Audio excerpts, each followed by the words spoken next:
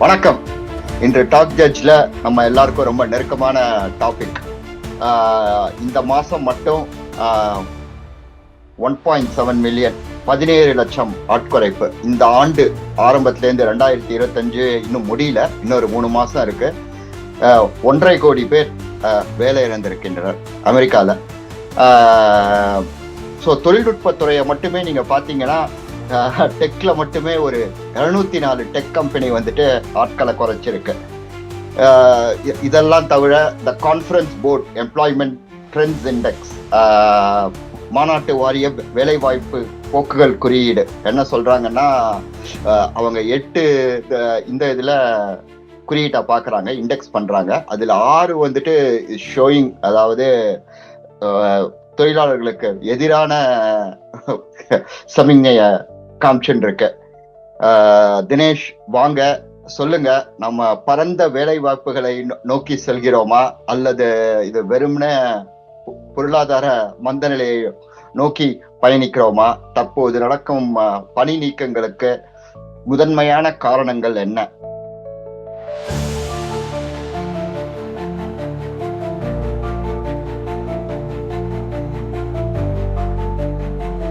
வணக்கம், நன்றி. அம்மா, நீங்க சொன்ன மாதிரி வந்து எல்லாருக்கும் வந்துட்டு ஒரு அன்சர்டனிட்டி இருந்துட்டே தான் இருக்கு. அதுவும் இந்த ஏஐ எல்லாம் வந்த பிறகு, அவங்க ஏஐ வந்த பிறகா இல்ல ஏஐ வந்து நிறைய பேர் குத்தம் சொல்றதுனால தெரியல, மக்களுக்கு எல்லாருமே வந்து ஒரு அன்சர்டனிட்டி இருக்கு, ஒரு பயம் கலந்த நிறையவே பயம் இருக்கு. ஸோ லே ஆஃப் சொன்னீங்க, நீங்க சொன்ன மாதிரி வந்துட்டு 1.5 to 1.25 2 லட்சம் கூட இன்னைக்கு இப்போ அமேசான் கொடுக்குற நம்பர்லாம் பார்த்தீங்கன்னா எல்லாரும் கூட்டு கழிச்சு பார்த்தீங்கன்னா ஒரு 2 லட்சம் பக்கம் வந்துடும் நினைக்கிறேன் இந்த வருஷம் மாத்திரம் லே ஆஃப்ஸ் அப்படின்னு பார்த்து கணக்கு எடுத்தீங்கன்னா. இது எதனால வந்துச்சு அப்படின்றத நம்ம பார்க்கலாம். ஆனா நீங்க சொல்ற மாதிரி லே ஆஃப் அப்படிங்கிறது வந்து வருஷம் நடக்கிற நிகழ்வு தான். ஏன் இந்த வாட்டி ரொம்ப பயந்துட்டு இருக்காங்க அப்படின்னா, 2020 இருந்து நம்ம பேண்டமிக் பெருந்தொற்று காரணத்துக்காக வந்து ஷட் டவுன் நடந்துச்சு. அந்த சமயத்துல நிறைய லே ஆஃப் நடந்துச்சு. அந்த சமயம் அதை ஒட்டி வந்து நிறைய வேலை நீக்கம் நடந்துச்சு. அதுக்கப்புறம் வந்து இப்பதான் அதிகமான வேலையின்மையை பாக்குறாங்க. அப்படிங்கறதுனாலதான் இந்த கொஞ்சம் பயமா இருக்காங்க அப்படின்னு சொல்றாங்க.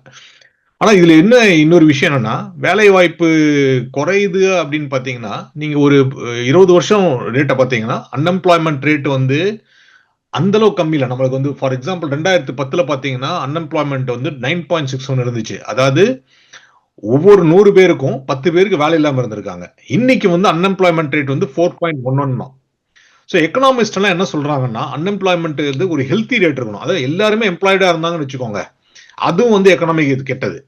எல்லாருமே வேலை இல்லாம இருந்தாங்களும் எக்கனாமிக் கெட்டது. அதனால அவங்க என்ன பண்ணாங்க, எக்கனாமிஸ்ட் வந்து என்ன சொல்றாங்கன்னா, ஒரு பர்டிகுலர் நம்பர் இருந்தா தான் நல்லதுன்றாங்க. ஸோ அவங்க வந்து எனிவேர் பிட்வீன் 5 to 6% இருக்கணும்ன்றாங்க.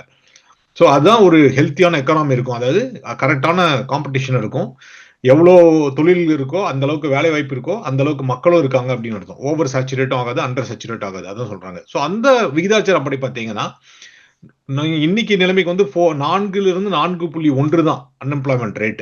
இது வந்து பாத்தீங்கன்னா ஒரு பூம் காலத்துல நடக்க வேண்டியது. ஆனா எல்லாரும் வந்துட்டு மார்க்கெட் இடிஞ்சு கடந்த பெருந்தொற்று காலத்துல இருந்து சொல்லிட்டு இருக்காங்க. ஆனா மார்க்கெட் விழுந்தபாடு இல்லை. ஸோ அதை பத்தியும் பேசலாம். பட் ஆனா நீங்க சொல்றது ஒரு உண்மை என்னன்னா, லே ஆஃப் நடக்குது, பயம் இருக்கு.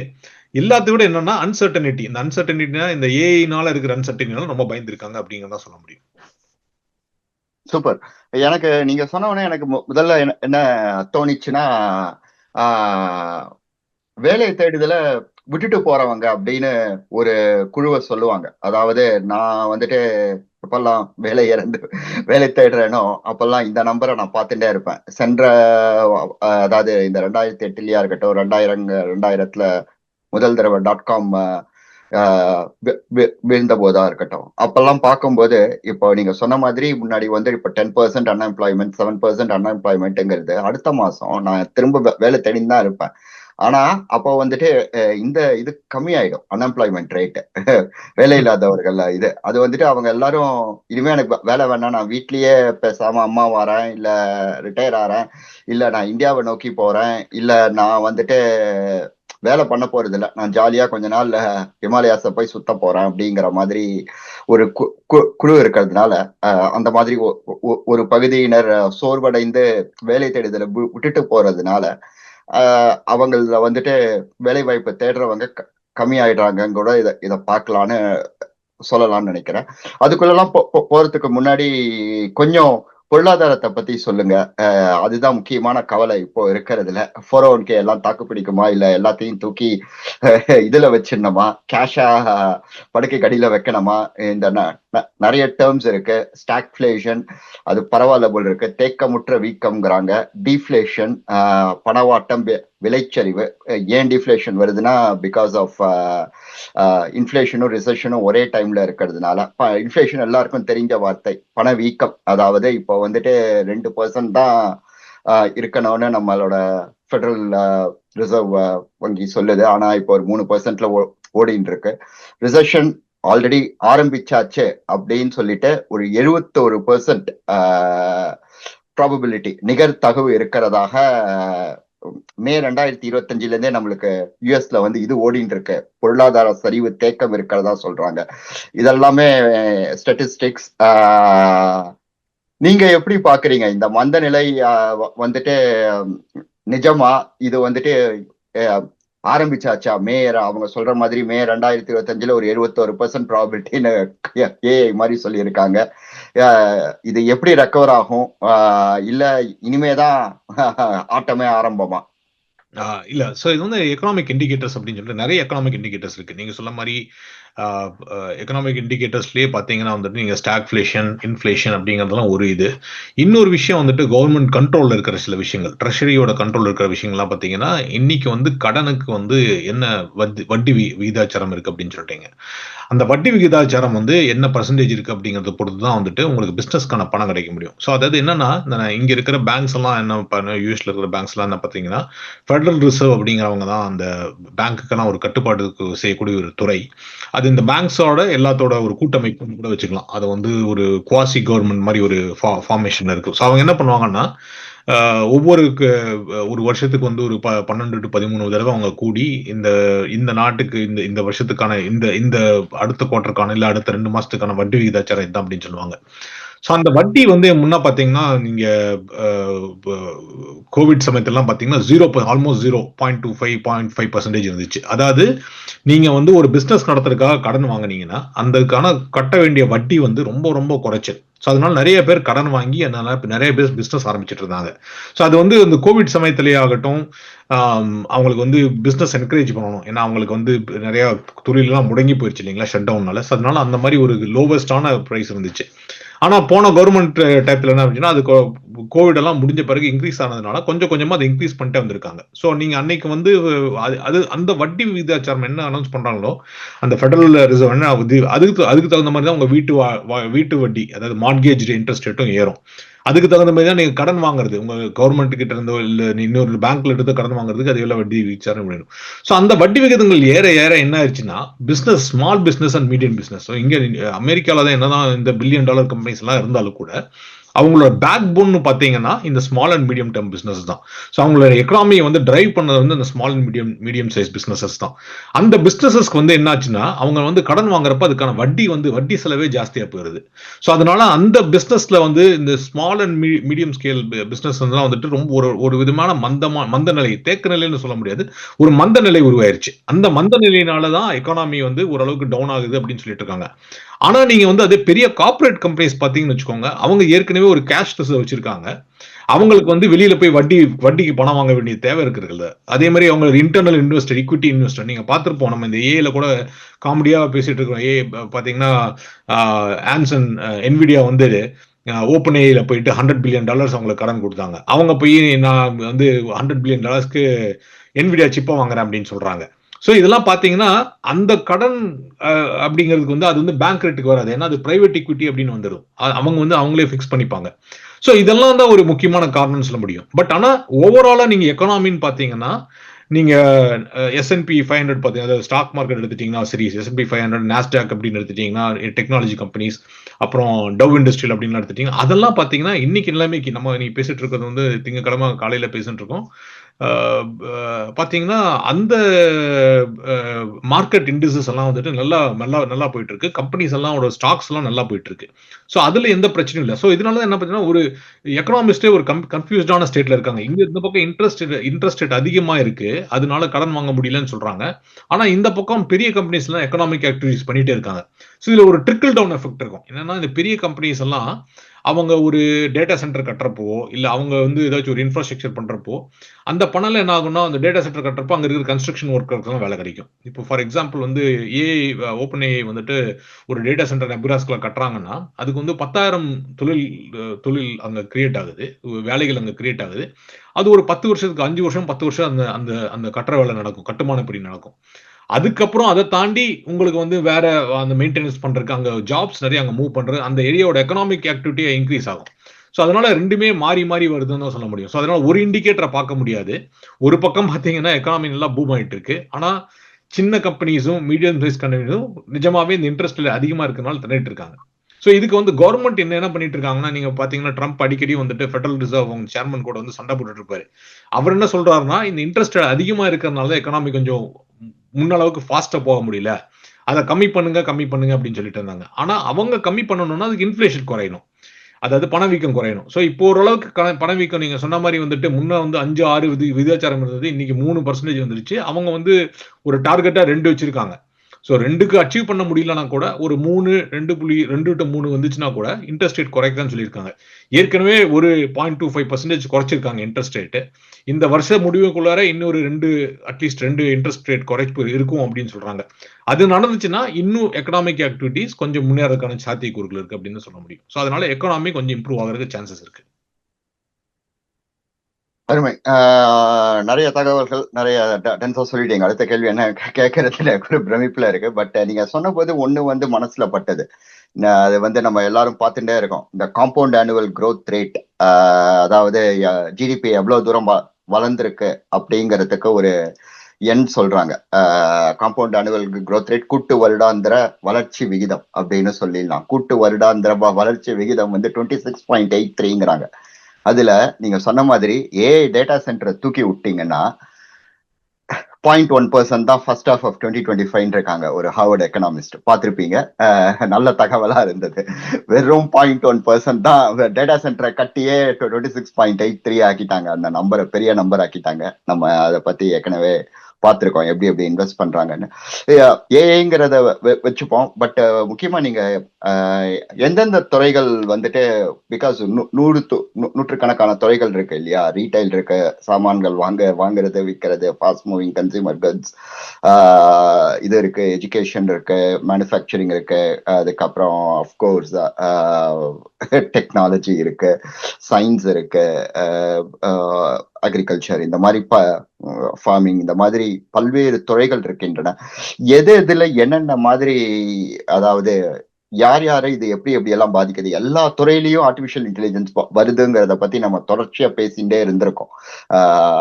இதுல வருது, விவசாயம் பண்றீங்களா வருது, நீங்க மார்க்கெட்டிங் பண்றீங்களா வருது, சந்தைப்படுத்தல்ல வருது, பொருட்கள் விற்கிறீங்களா சேல்ஸ் வருது, ஹியூமன் ரிசோர்சஸ் வருது அப்படின்னு ஒரு டிபார்ட்மெண்ட் வைஸ், ஒரு டிவிஷன்ஸ் வைஸ் நம்ம பேசியிருக்கோம். இதே மாதிரி இந்த இதுலயும் எல்லா விதமான தொழில்துறைகள்லயும் எல்லா விதமான டிபார்ட்மெண்ட் இந்த மத்த இதுலயும் வருதா? டெக்ல மட்டும்தான் இந்த மாதிரி பெரிய வெட்டுக்கலாம், வேலை வெட்டுக்கலாம்? நல்ல கேள்வி. முன்ன வந்து ஃபர்ஸ்ட் அவங்க இனிஷியல் ரெக்கார்ட்ஸ் எல்லாம் பார்த்துட்டு நிறைய வாட்டி நீங்க பாத்தீங்கன்னா நியூஸ் ஏஜென்சிஸ் என்ன பண்ணாங்கன்னா, எங்க அதிகமான கட் இருக்கோ அங்கதான் பார்ப்பாங்க. ஸோ அதனால என்ன பாத்தீங்கன்னா, மைக்ரோசாஃப்ட் வந்து திடீர்னு வந்து 13,000 பேர் அனுப்புறேன்னு சொன்னாங்க. சேல்ஸ் ஃபோர்ஸ் 5,000 பேர் அனுப்புறான்னு சொன்னாங்க. ஸோ அவங்களோட டோட்டல் ஒர்க் ஃபோர்ஸ்ல வந்து இவ்வளோ பர்சன்டேஜ் ரிடக்ஷன் பண்றாங்க. இன்னைக்கு கூட அமேசான் வந்து 30,000 பேரை ரிடக்ஷன் ஃபோர்ஸ் பண்றேன் அப்படின்னு இருக்காங்க, லே ஆஃப் பண்றேன் அப்படின்னு சொல்லியிருக்காங்க. ஸோ இதெல்லாம் பெரிய நம்பர்ஸா இருக்கிறதுனால நிறைய நியூஸ் ஏஜென்சி அதுதான் கவர் பண்றாங்க. ஆனா நீங்க அதை தவிர பாத்தீங்கன்னா நிறைய ஹெல்த் கேர் இண்டஸ்ட்ரியில நிறைய லே ஆஃப் நடந்துருக்கு. ஸோ நீங்க பாத்தீங்கன்னா அமெரிக்கால இருக்கிற நிறைய ஹெல்த் கேர் இண்டஸ்ட்ரி, அதாவது ஹாஸ்பிட்டல் சார்ந்தது மட்டும் இல்ல, அவங்களோட பில்லிங் டிபார்ட்மெண்ட் அதெல்லாம் சேர்த்துட்டு அங்கெல்லாம் வந்து வேலையை குறைச்சிருக்காங்க. அங்க ஸ்பெசிஃபிக்கா வந்து அவங்க ஏஐனாலே அப்படின்னு சொல்லியிருக்காங்க. ஏன்னா முக்காவாசி பாத்தீங்கன்னா இந்த பில்லிங் அப்படிங்கிறது வந்துட்டு நீங்க வந்து ஒரு மெடிக்கேடுக்கோ இல்ல கவர்மெண்ட்டுக்கோ பில்லிங் அனுப்புறதுங்கிறது பெரிய விஷயம். அதே நீங்க ஒரு 10-15 ஹாஸ்பிட்டல் இருந்துச்சுன்னா, ஒரு பெரிய நெட்வொர்க் ஆஃப் ஹாஸ்பிட்டல்ஸ் இருந்துச்சுன்னா, அதுல வந்து உங்களுக்கு millions and billions of dollars of money வந்து உங்களுக்கு கவர்மெண்ட் கிட்ட இருந்து மற்ற தேர்ட் பார்ட்டி இன்சூரன்ஸ் ஏஜென்சி கிட்ட இருந்து அந்த பணம் வர வேண்டியிருக்கு. அது எல்லாம் இப்போ உங்களுக்கு ப்ராசஸ் பண்றதுக்கு நிறைய சாஃப்ட்வேர்ஸ் தேவைப்பட்டு இருந்துச்சு. இதெல்லாம் நிறைய மேனுவல் ஒர்க் பண்ணிட்டு இருந்துச்சு, பேட்ச் ஒர்க் பண்ணிட்டு இருக்குது. உங்க மந்த்லி ஒன்ஸோ வீக்லி ஒன்ஸோ ரிப்போர்ட் ஜென்ரேட் பண்ண வேண்டியிருக்கு. இன்னைக்கு ஏஐ வந்ததுனால அந்த வேலையெல்லாம் சுலபமாயிருச்சு. ஸோ அதனாலதான் வந்து பாத்தீங்கன்னா இந்த ஹெல்த் கேர் இண்டஸ்ட்ரியில ஓரளவுக்கு இந்த இது வந்துட்டு இருக்கு, அந்த இடத்துல அடிபட்டு இருக்குன்னு சொல்றோம். ஸோ எங்கெல்லாம் வந்துட்டு ரிப்பீட்டட் ஒர்க்ஸ், இந்த report generation, data analysis, business intelligence, அந்த மாதிரி விஷயம்லாம் இருக்கோ, அங்கெல்லாம் வந்து ரிப்பீட்டட் டாஸ்க் எங்கெல்லாம் இருக்கோ அதெல்லாம் எங்கெல்லாம் ஆட்டோமேட் பண்ண முடியுமோ அதெல்லாம், அந்த ஜாப்ஸ் எல்லாமே கட் ஆயிட்டு இருக்கு அப்படின்னு தான் சொல்ல முடியும். அதே மாதிரி ரெண்டாவது வந்து சாட் பாட்ஸ் வந்ததுனால இந்த ரெப்ரஸன்டேட்டிவ், நம்ம டெலிஃபோன் ரெப்ரஸன்டேட்டிவ் நம்மளை கூப்பிட்டு நம்ம ஏதாச்சும் ஒரு கேள்வி கேட்கணும்னு வச்சுக்கோங்க. நிறைய வாட்டி நீங்க ஃபோன் பண்ணி பேங்க் கிட்ட கேட்டீங்கன்னா நீங்க அவங்க கிட்ட பேச வேண்டியது இல்லை. நம்ம அவங்க கிட்ட பேசுறதுக்கு முன்னாலேயே அவங்க கிட்ட ஏற்கனவே வந்து ஒரு தயாரிக்கப்பட்ட பதில்களே போதுமானதா இருக்கும் மக்களுக்கு. பட் ஆனா அது நிறைய வாட்டி போகும். ஸோ அந்த மாதிரி விஷயத்துக்கெல்லாம் ஏஐ யூஸ் பண்ண ஆரம்பிச்சிட்டாங்க. ஸோ அது வந்து ஒரு பக்கம் வச்சுக்கலாம். ஸோ அந்த இடத்துல, அந்த மாதிரி இடத்துல எங்க வேலை குறைப்பு நடக்கல அப்படின்னு பாத்தீங்கன்னா, எங்கெல்லாம் பிசிக்கல் லேபர் தேவைப்படுதோ. ஸோ ஃபார் எக்ஸாம்பிள் நம்ம கட்டுமான பணி, கன்ஸ்ட்ரக்ஷன் ஒர்க்கர்ஸ் எல்லாம் பாத்தீங்கன்னா, ஒரு பிளம்பருக்கான வேலையை வந்து இன்னைக்கும் கூட பாத்தீங்கன்னா, இன்னைக்கு ஆக்சுவலி பிளம்பர் கிடைக்கிறது கஷ்டமா இருக்கு. ஏன்னா நிறைய ரியல் எஸ்டேட் ஏஜென்ட் பார்த்துட்டு இருக்காங்க. ரியல் எஸ்டேட்டுக்கு அடுத்தது வரலாம். ரியல் எஸ்டேட் ஏஜென்ட் ஜாப் பார்த்துட்டு இருக்கவங்கலாம் வந்து மோஸ்ட்லி கான்ட்ராக்டர் வந்து ரியல் எஸ்டேட் ஏஜென்டா மாறினவங்கள தான் இருப்பாங்க. ஸோ அவங்கலாம் திருப்பி பிளம்பிங் தொழிலுக்கும், அவங்கலாம் ஹீட்டிங் தொழிலுக்கும், அவங்கலாம் வந்து கன்ஸ்ட்ரக்ஷன் தொழிலுக்கும் திரும்பி போயிட்டாங்க அப்படின்னு கேள்விப்பட்டு இருக்காங்க. சோ இதுல இந்த இன்ட்ரெஸ்ட் ரேட் பத்தி பேசுறப்போ ஒரு இம்பார்ட்டன்ட் திங் என்ன நான் சொன்னேன்னா, இது இன்ட்ரெஸ்ட் ரேட் அப்படிங்கிறது வந்து வங்கிகளுக்கும் நிறுவனங்களுக்கான இன்ட்ரெஸ்ட் ரேட் மட்டும் இல்ல, நம்ம மார்ட்கேஜும் அதுல இருந்து இம்பாக்ட் ஆகுது. சோ நம்ம வந்து 2020 நிறைய பேர் இந்தியன்ஸ் பாத்தீங்கன்னா, இந்தியன்ஸ் ஆகட்டும், இங்க இருக்கிற மக்கள்லாம் நிறைய பேர் வீடு வாங்கினாங்க. அதுக்கு என்ன காரணம்? இன்ட்ரெஸ்ட் ரேட் ஆல்மோஸ்ட் 2% போயிடுச்சு. அதாவது 100 ரூபாய்க்கு நீங்க கடன் வாங்கினீங்கன்னா வருஷத்துக்கு 2 ரூபா வட்டி கட்டினா போதும். அப்படிங்கிறது எவ்வளவு கம்மியா இருக்கும். இன்னைக்கு வந்து அது வந்து 6 ரூபா ஆயிருச்சு, 8 ரூபா ஆயிருச்சு சில இடத்துல. Depending on the type of property. நீங்க வந்து 8% வச்சுக்கோங்க, இல்ல நம்ம ரெண்டுக்கும் ஒரு ஆவரேஜ் ஒரு 7-7.5% ஆயிருது. சோ நீங்க வந்து அன்னைக்கு 100 ரூபாய்க்கு 2 ரூபா வட்டி கட்டின இடத்துல 8 ரூபா 7 ரூபா கட்டணும் அப்படின்னா ட்ரிபிள் மடங்கு ஆயிடுது. உங்க வட்டியோட செலவே ட்ரிபிள் மடங்கு ஆயிடுது. அதுக்கு வந்து நிறைய பேர் கட்டுப்படி ஆகுதுல. அதனால என்ன ஆயிடுச்சுன்னா, ரியல் எஸ்டேட் வந்து மார்க்கெட் வந்து ஓரளவுக்கு டவுன் ஆயிருச்சு. ஸோ ரியல் எஸ்டேட் வந்து நீங்க பாத்தீங்கன்னா கமர்ஷியல் ரியல் எஸ்டேட், அதாவது நம்ம இந்த தொழில் நடக்கும் இடங்கள், குடோன்ஸ் இல்ல ஷாப், அந்த மாதிரி இடத்துக்குலாம் அதுக்கு வந்து தனியான வட்டி விகிதாச்சாரம் இருக்கும். அந்த மாதிரி வீடுகளுக்கு அப்படின்னு ஒரு ஒரு ஒரு மார்க்கெட் இருக்கு. இந்த 2 இடத்துலயும் வந்து இந்த வட்டி விகிதாச்சாரம் அதிகமானதுனால இந்த 2 ரியல் எஸ்டேட் விழுக ஆரம்பிச்சிருச்சு. ஸோ அந்த ரியல் எஸ்டேட் சார்ந்த துறையில் இருந்தவங்களுக்கு எல்லாமே கம்மியாயிருச்சு. இப்போ இன்ட்ரெஸ்ட் ரேட் திரும்பி இறங்குச்சுன்னு வச்சுக்கோங்க.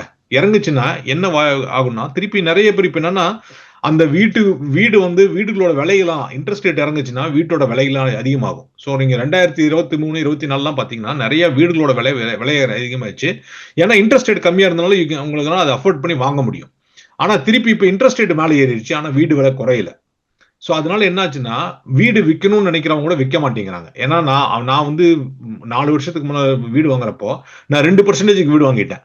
இன்னைக்கு நான் அந்த வீட்டை வித்துட்டு வேற இன்னொரு வீடு அதே பிரைஸ்க்கு வாங்கினேன்னா அதை விட 3-4 மடங்கு அதையும் வட்டி கட்ட வேண்டியிருக்கும். ஸோ அதனாலயே பயந்துட்டு என்ன சொன்னேன், இருக்கிறதே போதும்டா, நம்ம வீடு மாத்த வேணாம் அப்படின்னு சொல்லிட்டு இருக்கிறவங்க நிறைய பேர் இருக்காங்க. ஸோ அதனால வந்து ரீசைக்ளிங் 7 வருஷத்துக்கு ஒரு வாட்டி நீங்க வந்து பண்ணுவாங்க, வீடு மாத்துவாங்க அப்படின்னா 5 வருஷத்துக்கு ஒரு வாட்டி வீடு மாத்துறவங்களும் நிறைய பேர் இருக்காங்க. அவங்க எல்லாம் இப்போ வந்து என்ன பண்றாங்கன்னா, இன்ட்ரெஸ்ட் ரேட்டுக்கு பயந்துட்டு அந்த economic activity related to real estate கண்டிப்பா குறைஞ்சு போச்சு. ஸோ அதனால என்னாச்சுன்னா, அந்த துறையெல்லாம் கொஞ்சம் பாதிக்கப்பட்டிருந்துச்சு.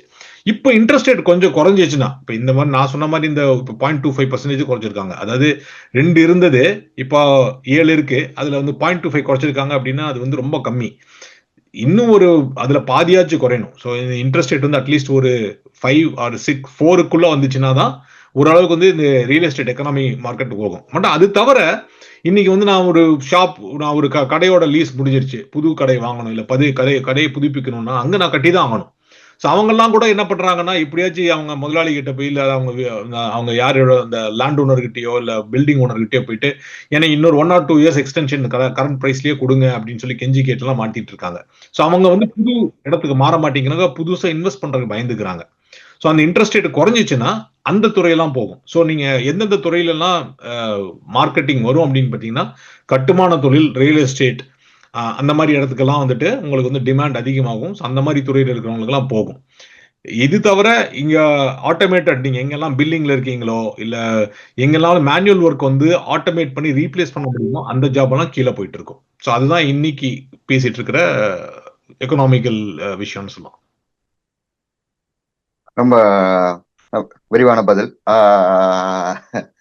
யாருமே உறுதி இல்லைனாலும் சில தொழில்கள், சேவை தொழில்கள் சிலதுல, அதாவது நீங்க சொன்ன மாதிரி சில இடங்கள்ல இன்னும் மக்கள் தேவைங்கிறீங்க. பார்ப்போம். அங்கேயும் ரோபோட் வருதா, அங்கேயும் இந்த டைனமிக்ஸ் இவங்க எல்லாம் பண்ணுவாங்களே அந்த மாதிரி ஏதாவது நாய்க்குட்டி வந்து கட்டடம் கட்டி கொடுக்குதான்னு பார்ப்போம். இன்னைக்கு இன்னொரு செய்தி என்ன பார்த்தேன்னா, mark and Spencer London UK paste இவங்க வந்துட்டு டிசிஎஸ் இதை விட்டு தூக்கிட்டாங்க. 300 மில்லியன் யூரோ வந்துட்டு சைபர் அட்டாக்னால அந்த சிக்கல்கள்னால. சோ முக்கியமா இந்த எதுக்கு இதை சொல்றேன்னா, இந்த மாதிரி சிக்கல்கள் இப்போ வர்றது எல்லாமே டெக் கம்பெனியை தான் பெரும்பாலும் தாக்குதா. பணி நீக்கங்கள் இப்ப டெக் கம்பெனியை மட்டும்தான் எதிர்கொண்டிருக்கா. மற்ற கம்பெனிகள் இது எதுவும் பண்ணலையா? ஆட்குறைப்பு எதுவும் பண்ணலையா? மத்த கம்பெனிக்கு பணம் சேஃபா இருப்போமா? இல்ல, ஏயோட இமீடியட் இம்பாக்ட்னு பாத்தீங்கன்னா எனக்கு டெக் கம்பெனிஸ் தான் இருக்கு. ஃபார் எக்ஸாம்பிள் நான் சொன்ன மாதிரி கோடிங் எல்லாம் நீங்க வந்து வைப் கோடிங் அப்படின்னு சொல்லிட்டு, கோடிங் அப்படிங்கிற சாஃப்ட்வேர் அப்படின்னு பாத்தீங்கன்னா கணக்கு நிரலி எழுதுறது மட்டும் நிரலி சரி பார்க்கறது, அதுக்கான ரிப்போர்ட்டிங் தயாரிக்கிறது அப்படின்லாம் இருக்கு இல்லைங்களா? ஸோ அதெல்லாம் அதுக்கெல்லாம் இப்போ ஆட்கள் தேவையிருந்தாங்க. முன்னெல்லாம் டெஸ்டிங்க்கு வந்துட்டு ஒரு நீங்க அது ஒரு ரேஷியோ வச்சிருப்பாங்க. ஒரு ஒரு ஒரு டீம்ல வந்து ஒரு 50 பேர் இருந்தாங்கன்னா அதுல வந்து 20 பேர் நிரலி எழுதுறவங்க, அட்லீஸ்ட் அதுல 10 பேராச்சும் வந்து QA டெஸ்டர்ஸா இருப்பாங்க. இன்னைக்கு என்ன ஆச்சுன்னா, நிரலி எழுதுறவங்களே 20 பேர் தேவையில்ல, 15 பேர் போதும் அப்படின்றாங்க. டெஸ்டிங் பண்றதுக்கு அந்த 10 பேர் இது தேவை. ஏஐலயே நாங்க வந்து டெஸ்ட் கேஸ் ஜெனரேட் பண்ணிக்கலாம். நான் ஏஐ வச்சே டெஸ்ட் பண்ணிக்கலாம். அதே ஆட்டோமேட் பண்ணிக்கலாம் அப்படிங்கிறப்போ, அந்த அவங்களோட தேவை குறைஞ்சிருச்சு. ஸோ அது தவிர இதெல்லாம் ரிக்வயர்மெண்ட்ஸ் கேதரிங் அப்படிம்பாங்க. நம்ம என்ன எழுதுறோமோ, என்ன தேவையோ, நமக்கு தேவையில்லாம் வந்துட்டு டெக்னிக்கல் டேர்ம்ஸ்ல, பிசினஸ் டேர்ம்ஸ்ல அதை கன்வெர்ட் பண்ணி கொடுக்குறது பிசினஸ் அனலிஸ்ட் ஒரு பொசிஷன் வந்துச்சு. இன்னைக்கு நீங்க பாத்தீங்கன்னா ஒரு 20 வருஷத்துக்கு முன்னால நீங்க பிசினஸ் அனலிஸ்ட் தெரிஞ்சீங்கன்னா எத்தனை சாஃப்ட்வேர் இன்ஜினியர்ஸ் இருப்பாங்களோ அந்த அளவுக்கு பிசினஸ் அனலிஸ்ட்க்கும் டிமாண்ட் இருந்துச்சு ஒரு 10 வருஷத்துக்கு முன்னால. இன்னைக்கு பாத்தீங்கன்னா பிசினஸ் அனலிஸ்ட் அப்படிங்கிற ஒரு துறையை காணாம போயிடுச்சுன்னு சொல்லலாம். ஏன்னா பிசினஸ் அனலிஸ்ட் எல்லாம் என்ன சொல்றாங்கன்னா, நானே டெவலப்பர், நானே பாத்துக்கிறேன் அப்படின்றாங்க. இல்ல ப்ராஜெக்ட் மேனேஜர் யாராச்சும் ஒருத்தவங்க, ஒரு 50 பேர் இருக்கிற ஒரு டீமுக்கு ஒரு பிசினஸ் அனலிஸ்ட் இருந்தா போதும், அதான் ஒரு பிசினஸ் விஷயத்தை சரி பார்க்கறது தான் போதும், நாங்க கிளைண்ட் கிட்ட நாங்களே டைரக்டா பேசிக்கிறோம் அப்படின்னு சொல்லிட்டு. ஸோ பிசினஸ் அனலிஸ்டும் ஒரு இலை தரகர் மாதிரி இருந்துட்டு இருந்தாரு. அவங்களோட தொழிலே இல்லாம போயிடுச்சு. பட் ஆனா அதுக்கு பதிலா என்ன ஆயிடுச்சுன்னா, இப்போ வந்து இந்த கோ டு மார்க்கெட் ஸ்பெஷலிஸ்ட் அப்படின்னு வர ஆரம்பிச்சாங்க. அவங்களோட வேலை என்னன்னா, நீங்க ஒரு ப்ராடக்ட்டை டெவலப் பண்ணிட்டீங்க, அந்த ப்ராடக்ட்டை வந்து எப்படியெல்லாம் மார்க்கெட்ல வந்து நீங்க அது மார்க்கெட்ல மார்க்கெட்டைஸ் பண்ண முடியும், மார்க்கெட்டிங் பண்ண முடியும் அப்படிங்கிறத கோ டு மார்க்கெட் ஸ்பெஷலிஸ்ட் அப்படின்றாங்க. அவங்களோட நம்பர்ஸ் இன்க்ரீஸ் ஆயிருக்கு. ஸோ நம்ம இது வந்து முன்ன ஒரு வாட்டி பேசின மாதிரி சில துறைகள்ல இருக்கிற ஸ்பெசிபிக் ஜாப்ஸ், ஆட்டோமேட்டட் ஜாப்ஸ் எல்லாம் வந்து குறைய ஆரம்பிக்கும். அதே சமயத்துல அதுக்கு ரிலேட்டடா இல்ல அதுக்கு தாண்டி நம்ம யோசிக்காத ஒரு இடத்துல வந்து அதுக்கான தேவைகள் ஏற்படும். ஸோ அவங்க நீங்க நிறைய வாட்டி இப்ப பாத்தீங்கன்னா, இங்க 10 வருஷத்துக்கு முன்னாடி பிசினஸ் அனலிஸ்ட் லிங்க்டின்ல போட்டவங்க எல்லாம் பாத்தீங்கன்னா இன்னைக்கு வந்து GTM ஸ்பெஷலிஸ்ட்ல ப்ராடக்ட் மார்க்கெட்டிங் அப்படின்னு போட்டிருப்பாங்க. அது வேற ஒண்ணுமே இல்லை. அவங்க வந்து என்னன்னா, முன்ன வந்து அந்த ப்ராடக்ட்டுக்கு எப்படி தயாரிக்க என்னென்ன தேவை அப்படிங்கறத கொடுத்துட்டு இருந்தாங்க. இன்னைக்கு வந்து தயாரிச்ச பிறகு அதை எப்படி நான் வந்து விற்பனைப்படுத்துவது, அதை எப்படி மார்க்கெட்டிங் படுத்துவது அப்படிங்கறத வந்து ஃபோக்கஸ் பண்ண ஆரம்பிச்சிருக்காங்க. ஸோ ஒரு இடத்துல போற தொழில் இன்னொரு இடத்துல வரும் அப்படின்றது மாதிரி நம்ம சொல்லிக்கலாம். சோ அதனாலதான் நீங்க பாத்தீங்கன்னா ஐடி தொழில இதெல்லாம் பாத்தீங்கன்னா இது வந்து ரொம்ப தெளிவா இருக்கு, டிரான்ஸ்பரண்டா தெரியுது. சோ ஏஐ வந்து டைரக்ட் ஐடி தொழில இம்பாக்ட் பண்றதுனால எது நடந்தாலும் அங்க வந்து இம்மீடியட் இம்பாக்ட் தெரியுது. சோ ஆனா ஏஐல இந்த ஆட்டோமேஷன் பண்றதுனால, இப்ப நான் ஹெல்த் கேர்ல ஒரு எக்ஸாம்பிள் சொன்னேன் இல்லைங்களா, இது வந்து ஏஐல வந்து அவங்க பல வருஷமா பண்ணிட்டு இருக்காங்க. இந்த ஆட்டோமேஷன் அப்படிங்கிறது வந்து பல வருஷமா இந்த வந்து ரெப்ரசன்டேட்டிவ் அப்படிங்கிற ஒரு பெரிய இது சேல்ஸ் ரெப்ரசன்டேட்டிவ்ஸ் இல்லைன்னா கஸ்டமர் ரெப்ரசன்டேட்டிவ்ஸ் அப்படின்னு சொல்றாங்க, சிஆர்ஸ் அப்படி இல்லை எஸ்ஆர்ஸ் அப்படிம்பாங்க. ஸோ அவங்களோட தேவையெல்லாம் குறைய ஆரம்பிச்சிருச்சு. ஏன்னா அதெல்லாம் அவங்க பண்ற வேலையெல்லாம் வந்துட்டு நீங்க ஆல்மோஸ்ட் ஒரு சாட்பாட் பண்ண முடியும். நீங்க சாட்பாட்டுக்கு நல்லபடி ட்ரெயின் பண்ணிட்டீங்கன்னா அதுவே பண்ண முடியும். அதே மாதிரி ரிப்போர்ட்டிங் நீங்க தயாரிக்கிறது வந்து இன்னைக்கு ஒரு டீப் ரிசர்ச் LLM கிட்ட போயிட்டு நீங்க அந்த ரிப்போர்ட்டிங் இன்ஃபர்மேஷன்லாம் கொடுத்துட்டீங்கன்னா, உங்களோட கணக்கு வழக்கு கொடுத்துட்டீங்கன்னா அதுவே ரிப்போர்ட்டிங் ஜென்ரேட் பண்ணி கொடுத்துருது. ஸோ அந்த மாதிரி தொழில்கள் எல்லாம் கண்டிப்பா இம்பாக்ட் ஆகும். அதெல்லாம் ஏஐ அதெல்லாம் டெக் ரிலேட்டடா இல்லைனாலும் அதெல்லாம் இதோட உபரி தொழிலா இம்பாக்ட் ஆகும். ஸோ அதுக்கு தவிர ஹெல்த் கேர் இம்பாக்ட் ஆகும். அதுக்கடுத்து நீங்க பார்த்தீங்கன்னா ரியல் எஸ்டேட் தொழிலான சம்பந்தங்கள், போட்டோகிராஃபர் ஆகட்டும். இப்போ நீங்க ரியல் எஸ்டேட் பார்த்தீங்கன்னா அதுக்கு போட்டோகிராஃப் எடுத்து போகணும், அவங்களோட தொழில் பாதிக்கும் கண்டிப்பா. ஏன்னா அந்த மார்க்கெட் கம்மியா இருக்கு. ஸோ அது மாதிரி அது ரிலேட்டட் தொழில் எல்லாமே கொஞ்சம் லேட்டா இம்பாக்ட் ஆகும். ஆனா அதெல்லாம் பாத்தீங்கன்னா ஒரு சிறு ஆர் மீடியம் சைஸ் தொழில். மீடியம் அப்படின்னா நான் 1000 கம்மியா இருக்கிற ஒரு நம்பர் ஆஃப் எம்ப்ளாயிஸ் இருக்கிற ஒரு கம்பெனி பாத்தீங்கன்னா அவங்க மொத்தமே 600 இருந்து 800 பேர் தான் வச்சிருப்பாங்க. அதுல ஒரு 20 பேர் தான் குறைப்பாங்க. ஸோ அதனால அது பெரிய நியூஸா வராது. ஆனா நீங்க TCSஓ இல்ல மைக்ரோசாஃப்டோ பாத்தீங்கன்னா அவங்க வந்து லட்சக்கணக்கான எம்ப்ளாயிஸ் வச்சிருக்காங்க. ஸோ இன்னைக்கு லார்ஜஸ்ட் எம்ப்ளாயர்னு பார்த்தீங்கன்னா அமேசான்ல வந்து 1.55 மில்லியன் ஆட்கள் அங்க வேலை பண்ணிட்டு இருக்காங்க. ஸோ அதுல இருந்து அவங்க 30,000 பேர் எடுத்தேன்னு வச்சுக்கோங்க. அவங்கள பொறுத்தளவு அது வந்து ஒரு ஒரு சின்ன பிளிப் கூட கிடையாது. 1.5ல வந்து 1.5 அதாவது 15 லட்சம் பேர் இருக்கிறதுல இருந்து 30,000 பேர் நீங்க வேலையில இருந்து நீக்கினீங்கன்னா அவங்கள பொறுத்தளவு அது பெரிய நம்பரே கிடையாது இல்லைங்களா? பட் ஆனா இவங்களுக்கு வந்து அப்படி போகுது அப்படிங்கிறது தான் அதுல முக்கியமான விஷயம். அருமை, அருமை. பல்வேறு விஷயங்கள சொல்லியிருக்கீங்க அதுல. ரொம்ப அடர்த்தியான இந்த இது. நான் எப்படி இத பார்த்தேன்னா, 2 விஷயத்துல நேரடியா கடந்த வாரம் சந்திச்சேன். டாக்டர் கிட்ட போனபோது, டாக்டர் வந்துட்டு கையில ஒரு டிவைஸ வச்சுண்டு, இந்த டிவைஸ் உன்ன ஒட்டு கேட்கப்படுது. அதாவது இது வந்து டிரான்ஸ்கிரிப்ட் பண்ணிடும் ஆட்டோமேட்டிக்கா. அதுக்கப்புறம் உனக்கு என்னெல்லாம் நான் சொல்லணும்னு நினைக்கிறேங்கிறதையும் அது கொஞ்சம் கத்துக்கும். ஸோ அடுத்த வாட்டி நீ வரும்போது நான் இருப்பேனான்னு தெரியாது. ஏதாவது ஒரு நர்ஸ் அசிஸ்டன்ட்டோ இல்ல பிசிஷியன்ஸ் அசிஸ்டன்ட்டுங்கிற அவங்களே போதும் மாதிரி ஆக்கிடுவாங்களோ. அவரும் ஒரு இந்தியர். ஸோ அவரோட ஜாலியா தான் டாக்டரோட போகும்போது சும்மா தான் பேசிட்டு இருப்போம் இந்த மாதிரி. ஸோ அந்த மாதிரியும் பேசியிருந்தோம். எவ்வளவு தூரம் ஒரு டாக்டரையே பயமுறுத்தி வச்சிருக்கு. அதாவது ஒரு நம்ம ரொம்ப பாதுகாப்பான வேலைன்னு நான் நினைக்கிறது. அந்த மாதிரி ஆபத்தான வேலைன்னு நினைக்கிற தீயணைப்பு போன்ற வேலைகளை கூட நம்ம வந்துட்டு மனிதர்கள் அனுப்புறதுக்கு பதிலா அங்க ரோபோட் அனுப்பிச்சா அது இன்னும் எந்த விதமான கவலையும் இல்லாம இந்த ரோபோட் போச்சுன்னா இன்னொரு ரோபோட், ட்ரோன் இல்லைன்னா இன்னொரு ட்ரோன் அப்படிங்கிற மாதிரி எந்த வேலையுமே நிரந்தரம் இல்லைங்கிறது தான் என்னோட பார்வையா இருக்கு.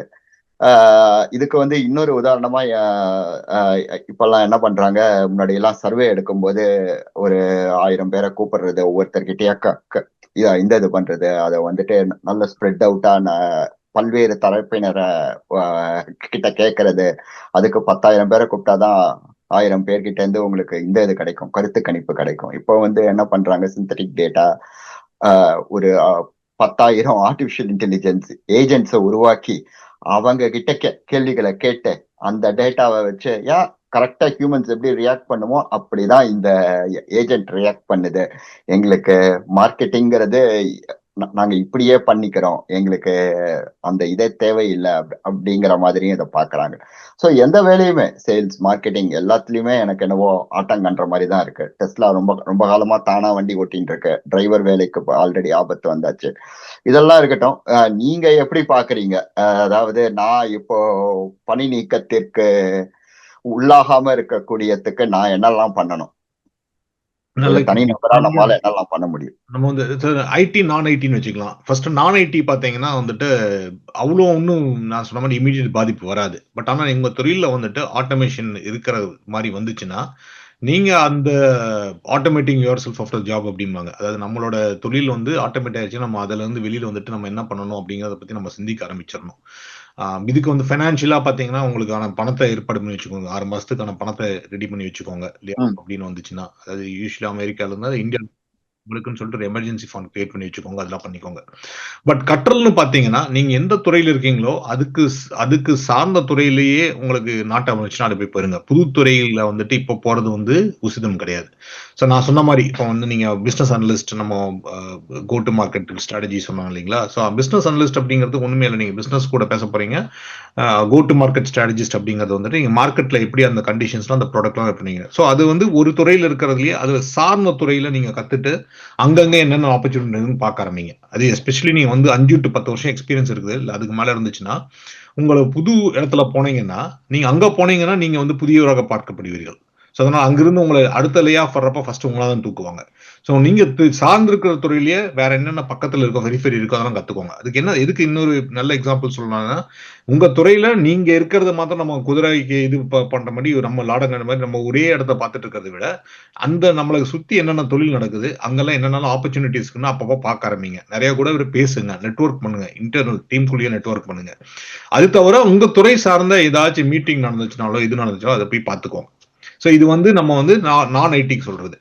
ஐடிக்கு ஸ்பெசிஃபிக்கா பாத்தீங்கன்னா இன்னைக்கு ஏஐ அப்படிங்கிறது இல்லாம நீங்க யோசிக்கவே முடியாது. எல்லார் ஆபீஸ்லயும் எல்லாரோட வீட்டுகளையும் கூட ஏஐ வந்துருச்சு. இன்னைக்கு வந்து ஒரு குழந்தைக்கு வந்து ஹோம்ஒர்க் எஸ்ஐடி டியூஷன் டீச்சர்ஸ் எல்லாம் வந்து நான் போன வாரம் பார்த்தேன். எங்க எஸ்ஐடி டியூஷன் டீச்சர்ஸ் எல்லாம் வந்துட்டு நாங்கெல்லாம் எங்களுக்கு எல்லாம் நிறைய பேர் வரவே மாட்டேங்கிறாங்க அவங்களுக்கு வந்து சாட் ஜிபிடியே வந்து நீங்க ஸ்கேன் பண்ணி கொடுத்தீங்கன்னா அதுவே எப்படி மல்டிபிள் ஸ்டெப்ஸ் எல்லாம் சொல்லி கொடுத்துருது அப்படின்றாங்க. ஸோ எல்லா துறையிலும் வருது அந்த ஐடி அப்படிங்கிறது, சாட் ஜிபிடி அப்படிங்கிறது எல்லா இடத்துல வந்துச்சு. அப்புறம் ஐடியில் வரப்போ நிறைய வந்துருச்சு. இப்போ இன்னைக்கு பார்த்தீங்கன்னா நம்ம ஐடி ப்ராடக்ட் டெவலப்மெண்ட்ல பார்த்தீங்கன்னா ரிக்குவயர்மெண்ட்ஸ் எழுதுறதுல வந்து நீங்க கடைசியில டெஸ்ட் பண்ணி ப்ராடக்ட்டை லான்ச் பண்ற வரைக்கும் எல்லாத்தையுமே வந்துட்டு ஒரு ஸ்ட்ரீம் லைனா போட்டு கொடுத்துருது, உங்களுக்கு பிளான் பண்ணி கொடுத்துருது. ஸோ இன்னைக்கு வந்து அது வந்து ஒரு ஒரு சின்ன விஷயமா இருந்தாலும் நாளைக்கு இது நார்மலைஸ் ஆயிரும். அதாவது இது எல்லாரும் இதை ஃபாலோ பண்ண ஆரம்பிச்சிருவாங்க. ஸோ ஏஐல இருந்து நான் தப்பிச்சிருவேன், எனக்கும் ஏஐக்கு சம்பந்தம், இதெல்லாம் ஒரு ஹைப் அப்படின்னு நினைச்சிட்டு இருந்தீங்கன்னா அது என்ன பொறுத்தளவு வந்துட்டு ஒரு சரியான பார்வையா நான் பார்க்க மாட்டேன். இன்னைக்கு ஐடி உங்க வாழ்க்கையில வந்துருச்சு. இது வந்து எப்படின்னா நம்ம கம்ப்யூட்டர்லாம் முன்னால வந்துருச்சு, நான் இந்த கம்ப்யூட்டர்லாம் கத்துக்க மாட்டேன், நான் கீபோர்ட்லாம் கத்துக்க மாட்டேன் அப்படின்லாம் சொல்லிட்டு இருந்தேன். நான் பேனால தான் எழுதுவேன், பேனால லெட்டர் எழுதி தான் போடுவேன், இமெயில போட மாட்டேன் அப்படின்னு எவ்வளவு நாள் சொல்ல முடியும்? அது மாதிரி ஒரு 10 விழுக்காடு ஆட்கள் இருக்கலாம். நீங்க ஐடிலயே இருந்தீங்கன்னா ஏஐ உங்க வாழ்க்கையில வந்து ஆக்கிரமிக்க போகுது அப்படிங்கிறது கண்டிப்பா தெரிஞ்சுக்கோங்க. பட் அப்போ அது தெரிஞ்சுக்கிட்டீங்கன்னா அதுல என்னென்னலாம் பண்ண முடியும். ஸோ ஃபார் எக்ஸாம்பிள் ப்ராம்ப்ட் இன்ஜினியரிங்ல என்ன பண்ண முடியும் அப்படின்னு சொல்லிட்டு. ஸோ இப்போ நாங்க வந்து எங்க எங்க துறையில வந்துட்டு இன்டர்வியூ பண்றதுக்காக எங்களோட செட் ஆஃப் கொஸ்டின்ஸ் கொடுப்பாங்க. என்னென்ன மாதிரி கொஸ்டின்ஸ் எல்லாம் கேட்கணும்னு சொல்லிட்டு அதுல வந்து இப்ப பாத்தீங்கன்னா ஒரு 20 கொஸ்டின் ஆட் பண்ணிருக்காங்க. அதுல என்னன்னா அந்த 20 கொஸ்டின் இது எப்படி வடிவமைச்சிருக்காங்கன்னா, நீங்க ஏஐ வச்சு நாங்க கேள்வி கேட்கறப்போ நீங்க ஏஐ வச்சு என்னென்னலாம் ஜெனரேட்டிவ் ஏஐ வச்சு என்ன எப்படி எல்லாம் யூஸ் பண்ணிருக்கீங்க, அதை கன்ஸ்ட்ரக்டிவா எப்படி யூஸ் பண்ணீங்க, அதனால வந்து தொல்லைகள் என்ன அப்படின்னு கேட்கறாங்க. ஸோ அதாவது என்னன்னா வரப்போற கேண்டிடேட்ஸ் கிட்ட அவங்களுக்கு ஏஐயோட எக்ஸ்போஷர் எவ்வளவு இருக்கு, அதை கரெக்டா யூஸ் பண்ண தெரியுமா அப்படின்னு தெரிஞ்சு வேலைக்கு எடுங்க அப்படின்னு சொல்றாங்க. ஸோ இதுக்கு எதுக்கு காரணம் சொல்றேன்னா, உங்களுக்கு ஏஐ அப்படிங்கிறது கண்டிப்பா தெரிஞ்சிருக்கணும். அதை பத்தி எங்கெல்லாம் இருக்கோ, எந்தெந்த நியூஸ்ல இருக்கோ அதெல்லாம் படிச்சுக்கோங்க. ஓகேங்களா? ஃபர்ஸ்ட் அதுதான் ஒண்ணு. முதல்ல இப்ப ப்ராம்ப்ட் இன்ஜினியரிங்ல. ஸோ அது ப்ராம்ப்ட் இன்ஜினியரிங் ஆகட்டும், வைப் கோடிங் ஆகட்டும், எப்படியெல்லாம் யூஸ்ஃபுல்லா பண்ண முடியும், எந்தெந்த டூல்ஸ் இருக்கு அப்படின்னு தெரிஞ்சுக்கணும். ஸோ அதே மாதிரி இதே ஒரு பிளம்பர் இருந்தாருன்னு வச்சுக்கோங்க, அவருக்கு ஒரு புது டூல் வந்துச்சுன்னு வச்சுக்கோங்க. இப்ப முன்னெல்லாம் பாத்தீங்கன்னா நம்ம பிளம்பர் ஆகட்டும், இந்த கட்டட மேஸ்திரி ஆகட்டும், இந்த இது மாதிரி பிளம்பட் மாதிரி வச்சு பண்ணிட்டு இருப்பாங்க. இன்னைக்கு அது தேவையில்லை. இன்னைக்கு ஒரு லேசர் பீம் இருக்கு, சின்ன டிவைஸ் இருக்கு, அதை வச்சு நீங்க பாத்துக்கலாம். நான் இன்னும் அந்த பாபை தூக்கிட்டு தான் போவேன், எல்லா இடத்துக்கும் போய் அதை வச்சு தான் மெஷர் பண்ணிட்டு பார்ப்பேன் அப்படிங்கிறது வந்து இல்ல. நம்மளுக்கு அதுக்கான டூல்ஸ் கத்துக்கணும். என்னென்ன டூல்ஸ் இருக்கு அப்படின்னு சொல்லிட்டு எல்எல்எம் மாடலா இருக்கட்டும், இல்ல சாட் ஜிபிடி ஆகட்டும், என்னெல்லாம் டிஃப்ரெண்ட் டூல்ஸ் இருக்கோ எல்லா டூல்ஸும் நம்ம எங்கெங்கெல்லாம் இருக்கோ அதுவும் நம்மளோட கம்பெனிலேயே இருக்கிற என்னென்ன இருக்குன்னு பாத்துக்கணும். ஸோ அதே மாதிரி நீங்க டெஸ்டிங்க்கு என்னென்னலாம் டூல்ஸ் இருக்கு, ஏஜென்டிகே எழுதணுமா, ஏஜென்டிகே என்னெல்லாம் இன்னைக்கு ஃபேமஸா இருக்கு அப்படின்னு தெரிஞ்சுக்கணும். ஸோ அதே மாதிரி இதை பத்தி என்னென்னலாம் டெவலப்மெண்ட்ஸ் வருது அப்படின்னு தெரிஞ்சுக்கலாம். நிறைய பேர் நினைப்பாங்க, இது என்னையா நம்ம வாழ்க்கையெல்லாம் கத்துட்டு இருக்கணும், எனக்கு 40 வயசு ஆச்சு, எனக்கு 50 வயசு, எனக்கு என் பையனே ஸ்கூலுக்கு போகிறான், அவனை விட நான் அதிகமா படிக்கிறேன் அப்படின்னு நினைப்பாங்க. அன்பார்ச்சுனேட்லி அதுதான் நம்ம தொழில வந்தாச்சு. நம்ம நாலேஜ் இண்டஸ்ட்ரியில இருக்கோம் இல்லைங்களா, டேட்டா இண்டஸ்ட்ரியில இருக்கோம். நம்ம அதை கத்துட்டே தான் ஆகணும். அதுல இருந்து தப்பிக்க வழியே இல்லை. நீங்க வந்து நாம வந்து 60 வயசானாலும் கத்துட்டு தான் இருக்கணும்னா இந்த துறையில இருந்தீங்கன்னா கத்துட்டு தான் ஆகணும். அதுல சலிவுபட்டீங்கன்னா வேற துறைக்கு போயிடணும். அது நீங்க வந்து இப்போ 40 வயசுக்குள்ள இருந்தீங்கன்னா இப்ப வேற தொழிலுக்கு போறீங்க. ஏன்னா நீங்க 65 வயசுல புது புக் வரும், புது லாங்குவேஜ் வரப்போகுது, புது மாடல்ஸ் வரப்போகுது, அதையும் நீங்க கத்துதான் ஆகணும். ஏன்னா இங்க 68 வயசு ரிட்டையர்மெண்ட் இல்லை, இப்ப அது 72 வயசு ஆக போறான்னு எல்லாம் சொல்லிட்டு இருக்காங்க. சோ நீங்க வேலை பண்ற வரைக்கும் இந்த மாதிரி புதுசா வந்துட்டே இருக்கும், அது கத்துக்கோங்க அப்படின்னு சொல்லணும். சோ அதனால ஏஐ விடாதீங்க, கத்துக்கோங்க. எந்தெந்த டூல்ஸ் வந்தா கத்துக்கோங்க. அது தவிர உங்களுக்கு கோர் கம்பிட்டன்சி அப்படின்னு ஒண்ணு எடுத்துக்கோங்க. இப்ப நீங்க டெவலப்பர் அப்படின்னா நீங்க டெவலப்பிங்ல வந்துட்டு உங்களுக்கு ஒரு நாலேஜ் இருக்கும் இல்லையா, அந்த எப்படி டிசைன் பண்றது, எப்படி ஆர்கிடெக்ட் பண்றது, அப்ப அது வந்து எந்த எல்எல்எம் மாடல் வந்தாலும், எந்த புது டூல்ஸ் வந்தாலும் அந்த ஃபவுண்டேஷன் மாற போறது இல்லை. ஸோ அந்த ஃபவுண்டேஷன் பில்டிங்க்கு என்னெல்லாம் பண்ண முடியுமோ அதை கத்துக்கோங்க அப்படின்னு சொல்லணும். ஸோ ஏஐ வந்து நான் வந்து தப்பிச்சிடலாம். இப்ப இருக்கிற நிலைமைக்கு எப்படின்னா, ஏஐனால இம்பாக்ட் ஆகாதவங்க இருக்கவே முடியாது. நீங்க லே ஆஃப் ஆனாலும் உங்க டீம்ல ஒரு 10 பேர் இருக்கிற டீம்ல வந்து ஒரு 7 பேர் எடுத்துட்டாங்கன்னா மிச்சம் 3 பேர் தான் இருப்பீங்க. அந்த 3 பேருக்கும் வந்து ஏஐ யூஸ் பண்ண தெரிஞ்சாதான் அவங்க அந்த மிச்சம் 7 பேரோட வேலையும் சேர்ந்து பண்ண முடியும். ஏன்னா இவங்க இன்னொரு விஷயம் இதுல வந்து நம்ம இந்த லே ஆஃப்ல பாத்தீங்கன்னா, இவங்களோட கம்பெனிஸ் எல்லாம் இப்ப லே ஆஃப் பண்ணிருக்காங்க. மைக்ரோசாஃப்ட் ஆகட்டும், சேல்ஸ் ஃபோர்ஸ் ஆகட்டும், டிசிஎஸ், அக்சென்ச்சர், அமேசான், இவங்கெல்லாம் வந்து ஆள் குறைப்பு நடத்திட்டே இருக்காங்க. ஆனா இவங்க முன்னெல்லாம் பாத்தீங்கன்னா அவங்களோட ரெவென்யூ கம்மியாகும், அதாவது அவங்களுக்கு இருக்க லாபம் கம்மியாகும், அப்பதான் ரிடியூஸ் பண்ணுவாங்க. ஆனா இப்ப என்ன ஆகுதுன்னா லாபம் அதிகமாயிட்டே போகுது, ஆனாலும் ஆள் குறைக்கிறாங்க. சோ அவங்களுக்கு என்னன்னா கம்பெனிஸ் எல்லாம் ஒரு முடிவுக்கு வந்துட்டாங்க, என்னன்னா எனக்கு இந்த அளவுக்கு சம்பாதிக்கிறதுக்கு இவ்வளவு ஆட்கள் தேவையில்லை அப்படிங்கறத வந்துட்டு ஏஐ வச்சே முடிவு பண்ணியிருக்காங்க. அதுக்கான ஹிஸ்டாரிக்கல் டேட் டேட்டாவும் எடுத்து வச்சிருக்காங்க. ஸோ அதெல்லாம் பார்த்து தான் அவங்க பண்ணிட்டு இருக்காங்கன்னு நினைக்கிறேன். ஸோ அதனால நம்ம ஆஸ் அன் எம்ப்ளாயியா நம்ம எம்ப்ளாயர்ஸை சார்ந்து இருக்காம எந்தெந்த துறையில அதெல்லாம் என்னென்ன இருக்கோ அதெல்லாம் நமக்கு தேடி பிடிச்சு கத்துக்க வேண்டியதுதான் நம்மளோட முதல் வேலை அப்படின்னு. ரொம்ப நல்லா சொன்னீங்க. நீங்க சொன்னதோட எனக்கு எந்த விதமான மாற்று கருத்தும் இல்ல.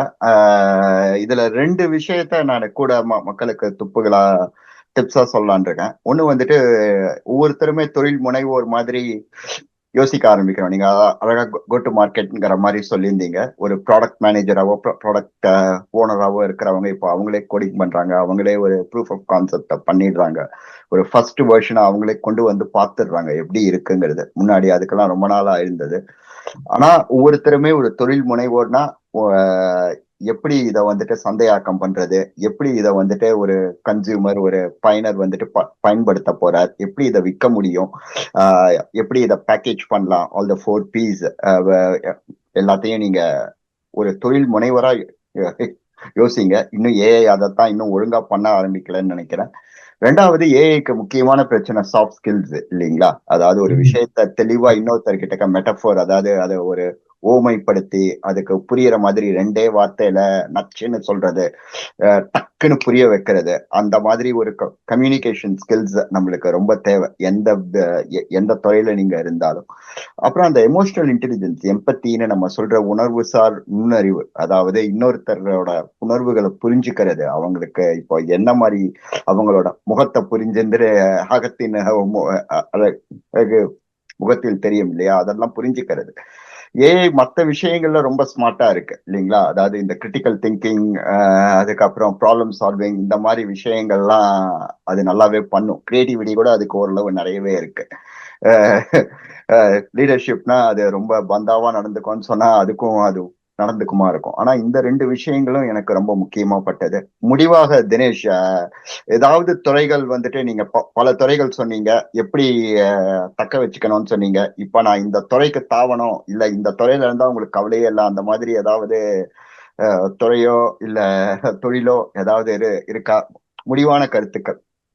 கண்டிப்பா. நான் முன்னே சொன்ன மாரி தான். நீங்க ஏதாச்சும் புது தொழில் கத்துக்கணும் அப்படின்னு பார்த்தீங்கன்னா வந்துட்டு, எமர்ஜிங் டெக்னாலஜின்னு சொல்லிட்டு, லேட்டஸ்ட்டா என்ன இருக்கோ அதுதான் போணும் அப்படின்னு நினைச்சீங்கன்னா வச்சுக்கோங்க. அதுல என்ன பிரச்சனை வரும்னா, ஏற்கனவே இப்ப புதிதா வந்தவர்கள், அதுவும் யங்கா இருக்கிறவங்க வந்து அது ஏற்கனவே கத்திருப்பாங்க. காலேஜ்லேருந்து அது மட்டும் தான் கத்திருப்பாங்க. ஸோ அவங்க கூட போட்டி போடுற நிலைமையில நீங்க இருக்க மாட்டீங்க. ஸோ அவங்க இப்ப பார்த்தீங்கன்னா, அவங்களோட சேலரியும் கம்மியா இருக்கும். புதுசாக ஒருத்தருக்கு வந்து ஒரு காலேஜ்லேருந்து வரவங்க 0 இயர்ஸ் எக்ஸ்பீரியன்ஸ்னு வச்சுக்கோங்க. இல்ல ஒரு இன்டர்ன்ஷிப்பா வந்து ஒரு வருஷம் இங்க வேலை பண்ணியிருப்பாரு. நீங்க ஒரு 10 வருஷம் வேலை பண்ணியிருக்கீங்க. ஸோ உங்க 10 வருஷம் வேலை பண்றப்போ நீங்க அதுக்கு தகுந்த சேலரி தான் எதிர்பார்ப்பீங்க. ஆனா கம்பெனிஸ் எப்படி யோசிக்கும்னா, நான் எதுக்கு இவருக்கு வந்து ஒரு 5 மடங்கு சேலரி வச்சு இவர் 10 வருஷம் இருக்கிறவரை வச்சுட்டு இருக்கேன். இவர் எனக்கு எக்ஸ்ட்ரா பேக்கேஜ். அது தவிர நான் இந்த 1 வருஷம் படிச்ச பையனை கூட்டு வந்தேன்னா, இல்ல அந்த அவங்க பொண்ணை கூட்டு வந்தேன்னா, அவங்க வந்து இவரோட வேலைய 5 மடங்கு இன்னும் ஃபாஸ்ட்டா பண்ணுவாங்க அப்படின்னு ஒண்ணு. 2வது வந்துட்டு அவங்களுக்கு வந்து இன்னும் வந்து ஒரு திருமணம் ஆயிருக்காது. இல்ல அவங்க ஒரு தனியாளா இருக்கலாம். அது இல்லாம அவங்களுக்கு வந்து எனர்ஜி லெவல வேற மாரி இருக்கும். ஸோ ஒரு ஒரு ஒரு 20, 22, 23 வயசு யுவன் அல்ல யுவதி வந்து கத்துட்டு காலேஜ்ல இருந்து வரதுக்கும், ஒரு 35, 40 வயசு 2 குழந்தைகளை பெத்துட்டு வீட்டுக்கு போய் அவங்கள டே கேர்ல வந்து கூட்டு போகணும் அப்படிங்கிற ஒரு அப்பா அம்மாவுக்கும் எனர்ஜி லெவல் வேற மாதிரி இருக்கும் இல்லையா? ஸோ அவங்க அதையும் யோசிப்பாங்க. அதெல்லாம் வெளியில சொல்ல மாட்டாங்களே ஒழிய, ஆனா இதெல்லாம் வந்து அவங்க ஹையர் பண்றப்போ அதெல்லாம் யோசிப்பாங்க இல்லையா? ஸோ அதனால நீங்க வந்து அவங்க கூட போட்டி போடுற மாதிரி எதுவும் கத்துக்காதீங்க. நீங்க சொன்னதை தான் நான் முன்மொழிவேன். கண்டிப்பா சாஃப்ட் ஸ்கில்ஸ் கத்துக்கோங்க, அதெல்லாம் கத்துக்கோங்க. பட் ஆனா நீங்க வந்து ஃபவுண்டேஷனல் ஸ்கில்ஸ் என்ன இருக்குன்னு பாருங்க. இப்போ சாஃப்ட்வேர் டெவலப்மெண்ட்னா அந்த டெவலப்மெண்ட்ல வந்துட்டு எங்கெங்கெல்லாம் தப்பு நடக்கும், எப்படிலாம் ஆர்கிடெக்ட் பண்ணலாம், அந்த விஷயத்துல அது எப்படிலாம் ஃபார்மேஷன் பண்ணலாம் அப்படிங்கிறது வந்துட்டு ஒரு புது காலேஜ்ல இருந்து வந்து அந்த எக்ஸ்பீரியன்ஸ் இருக்காது. ஸோ அந்த எக்ஸ்பீரியன்ஸை நம்ம எப்படி என்ஹான்ஸ் பண்ணணும் அப்படின்னு பாருங்க. டிசைன் பேட்டர்ன்ஸ்னா என்னன்னு கத்துக்கோங்க. ஒரு ஒரு ஒரு புது சாஃப்ட்வேர் உருவாக்குறப்போ அதுல என்னென்ன காம்பனன்ட்ஸ் இருக்குன்னு பாருங்க. இல்ல ஒரு லெகசி சாஃப்ட்வேர் இருந்துச்சுன்னா அதை மாற்றி அமைக்கும் போது எப்படிலாம் யோசிக்கணும், எப்படிலாம் சிந்திக்கணும் அப்படிங்கறத பத்தி பாருங்க. இல்ல ஒரு பெரிய லெகசி சிஸ்டம் இருக்கு, அதை எப்படி டீபக் பண்றது, அந்த மாதிரி விஷயங்கள்லாம் கத்து வச்சுக்கோங்க. ஸோ நான் என்ன சொல்றேன்னா, உங்க தொழில் துறையில நீங்க எந்த துறையில் இருக்கீங்களோ அதுலயே உள்ளார்ந்து பார்க்க ஆரம்பிங்க. அதுல ஃபவுண்டேஷன் ஸ்கில்ல கண்டிப்பா கத்துக்கோங்க. அது தவிர நீங்க சொன்ன மாதிரி இந்த சாஃப்ட் ஸ்கில்ஸ் அப்படிங்கிறது ரொம்ப முக்கியம். எமோஷனல் கோஷன் அப்படிங்கிறது முக்கியம். அதை வந்து நீங்க வந்து லே ஆஃப் இருக்கோ நடக்கலையோ, நீங்க ஒரு ப்ரொஃபஷனலா வந்தப்போ அந்த விஷயங்களை நீங்க கத்துக்க ஆரம்பிக்கணும். நம்ம எப்படி நம்மளை ப்ரெசென்ட் பண்ண முடியும், எப்படி சம்மரைஸ் பண்ண முடியும், ஒரு விஷயத்த எப்படி நம்ம வந்து எலிவேட்டர் பிச் அப்படிம்பாங்க, ஸோ பண்ணிக்கணும். அது இன்னொரு இப்போ லிங்க்டின்ல தான் பார்த்தீங்கன்னா நிறைய பேர் என்ன சொல்லுவாங்கன்னா, இந்த பர்சனல் ட்ரைனர்ஸ்லாம் என்ன சொல்லுவாங்கன்னா, அதாவது பர்சனல் ட்ரைனர்ஸ்னா அவங்க இந்த இன்டர்வியூக்காக ட்ரெயின் பண்றவங்கலாம் நிறைய பேர் இருக்காங்க. அவங்க என்ன சொல்லுவாங்கன்னா, you are your own product. நம்மளே ஒரு பொருள் அப்படின்னு நம்ம நினைச்சிட்டு நம்மளை விற்பனை பண்றதுக்கு என்னெல்லாம் பண்ணணும், ரெஸ்யூமே தயாரிக்கிறது அதுல முதல் படி தான். பட் அது தவிர வந்துட்டு உங்களை வந்து இப்படி எல்லாம் கேள்வி கேட்டீங்கன்னா, இந்த கம்பெனிக்கு நீங்க ஒரு கம்பெனிக்கு போனீங்கன்னா அந்த கம்பெனிக்கு உங்களால என்னெல்லாம் உதவி செய்ய முடியும், அந்த கம்பெனில எப்படி எல்லாம் நீங்க பழிச்சிட முடியும் அப்படிங்கறத பத்தி விவரமா நீங்க தெரிஞ்சு வச்சிருக்கணும். ஸோ அந்த மாதிரி விஷயங்களை வந்து டெவலப் பண்றது தான் முக்கியமான விஷயம்னு பாக்குறேன். ரொம்ப அருமை, நன்றி நன்றி. வழக்கம் போல வால் ஸ்ட்ரீட்ல உச்சங்களை தொட்டு இருக்கு, மெயின் ஸ்ட்ரீட்ல நிறைய வேலை வாய்ப்புகள் இழந்துட்டு இருக்கோம். நம்ம தருணங்கள் வரும்போது தயாராக இருக்கணும், தயாராக இருங்க. அதுக்கு வந்துட்டு அன்றாடம் பயிலுங்கள். டாக் ஜட்ஜோட தொடர்ந்து இணைந்திருங்கள். தினேஷ் அழைத்த குரலுக்கு உடனடியாக வந்து ரொம்ப விரிவாக நம்ம பார்வையாளர்களுக்கு பேசினதுக்கு மிக்க மிக்க நன்றி. நன்றி பாலா, தேங்க்யூ.